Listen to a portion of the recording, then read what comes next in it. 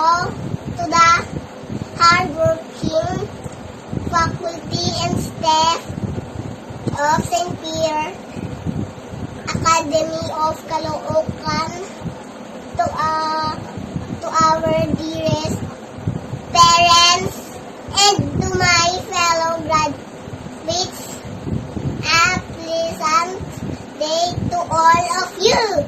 Indeed, today is a very remarkable day.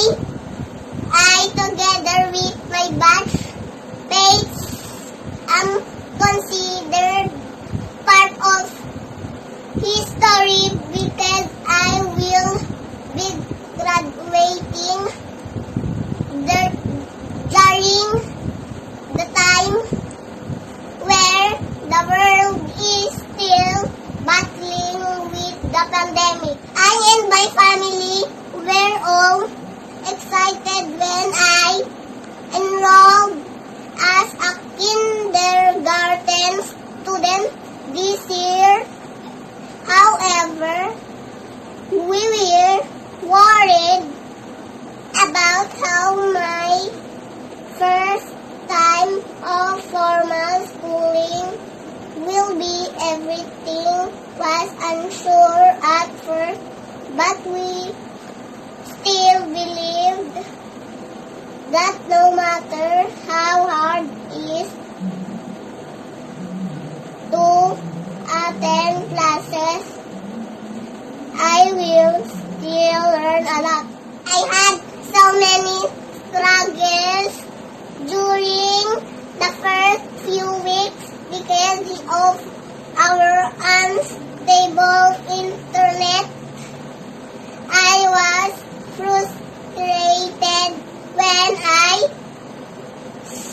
suddenly disconnect from our online classes to the point that I would not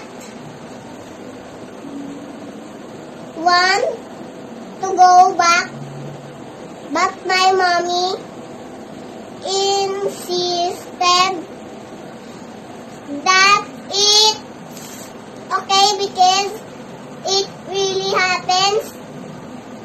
I felt comforted and relieved.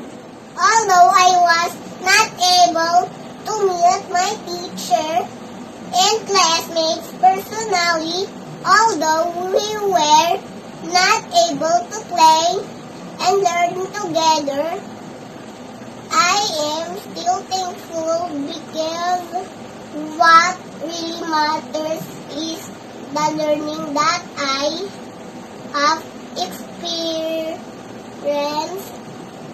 this school year. I want to express my heartfelt gratitude to the following.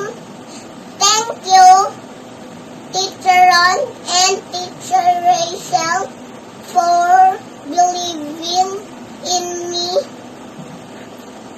Thank you to my beloved mommy and daddy for always loving me and teaching me how to behave. Thank you to my baby sister Gian because you give me inspiration. Someday, Kuya will also help you with your lessons. Most of all, I want to thank God for helping me achieve this milestone, for without God, I am nothing. We may have different stories to tell in these trying times, but there is something we must all have in common: faith in God. Everything will be fine as long as we put our trust in the Lord. To my fellow graduates, always remember that edu our key to success. Let us enjoy learning and do not think of it as a burden.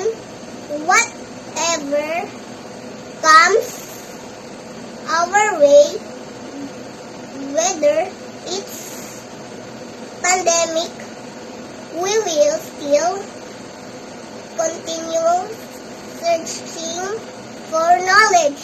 I hope that I will become an inspiration to all of you. Thank you, and God bless us all.